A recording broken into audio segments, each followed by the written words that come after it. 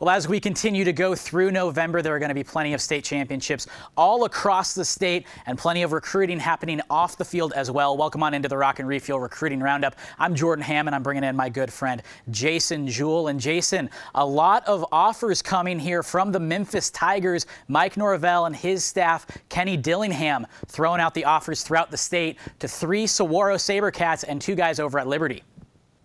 Yeah, so you look at, one, the ties to Arizona that the Memphis staff has, obviously Norvell, and bringing several of his staff members over from Arizona State. Most notably, Kenny Dillingham. Kenny was the offensive coordinator at Chaparral High School before he got on to Arizona State as a graduate assistant, gone to Memphis, now the quarterbacks coach, and recruiting his home state of Arizona, and trying to do so in a big way. Offered 3 very talented underclassmen at Saguaro High School and 2 underclassmen at Liberty. So you look at the guys they offered first over at Saguaro High School, Kylie Ringo, the very talented sophomore corner who got offered by Oregon most recently before this offer from Memphis, gets an offer. And then you look at Quentin Somerville, who's only a freshman playing on varsity at Saguaro, which says something because not a lot of kids are able to go do that. He is just going to be a monster, 6'3", 220 pounds right now. Gets his first offer from Memphis. And then Damian Sellers, an outside backer, DN type, in that 6'4", 210-pound range. He gets his first offer from Memphis as well. So, look at that. Saguaro, they're playing in the state championship, and it looks like they can make a run for a couple more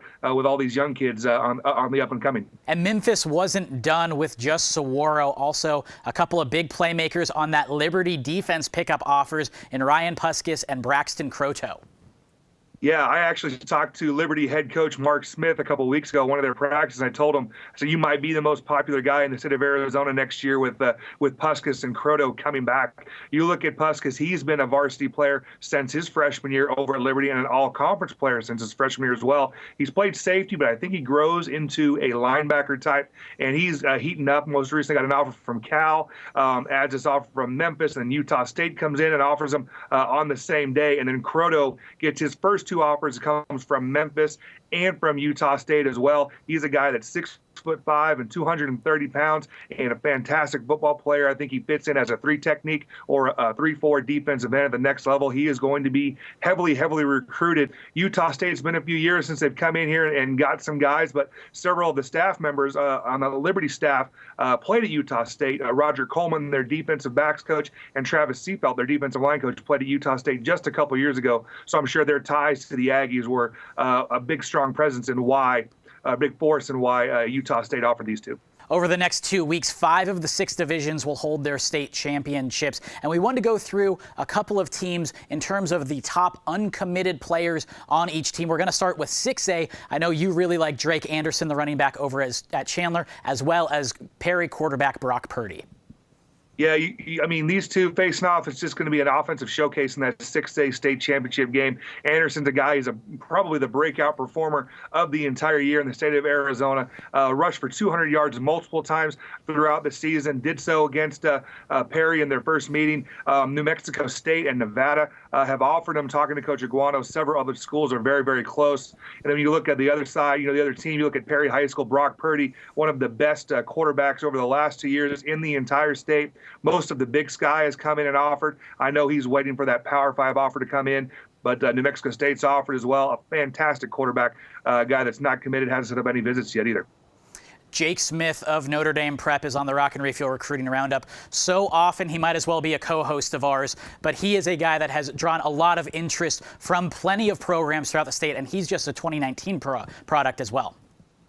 Yeah, he's a guy that can do a lot of things. He's rushed for 1,000 yards. He has 1,000 yards receiving. He could probably play on defense as well. He has 17 Division I scholarship offers, but I also want to throw a shout out to their quarterback, Kylan Weiser. He has his 2nd Division I offer, comes from an FCS program in Virginia military, and what a great season the Notre Dame Prep and their new head coach, George Prelock, have had making it to this the state championship game against Centennial.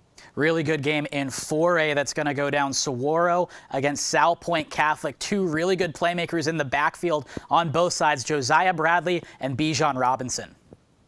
Yeah, so Bradley being a senior, heavily recruited kid, another guy that's versatile, could play a lot of different spots, plays running back, plays linebacker on defense, had been offered by most of the Pac-12 in the spring. Nevada has come on recently and offered him, so he's a guy that's going to follow in the tradition of being a Division I running back over there at Saguaro. And then I saw what South Point sophomore running back Bijan Robinson did last week. All he did was rush for 300 yards, a school record at South Point. He is one of the best football players I've seen in a very long time. He just tore apart the Sunrise Mountain defense. Most of the Pac-12 have already, Pac-12 schools have already offered this sophomore, and he is a guy that is in contention to be one of the top 100 players in the entire nation by the time he graduates. As we look at the 3A championship, Jason, I know you and I both got to see Castile against ALA this past weekend and saw firsthand just the arm that Gunnar Cruz has, a very talented 2019 quarterback. Yeah, so he's going to be the first Division I player to ever come out of Castile, and rightfully so. He's big. He's got a very strong arm. He's a little raw in some of his mechanics, but the tools are there. South Dakota State was the first to extend a scholarship offer to him. He also has one from Arizona State.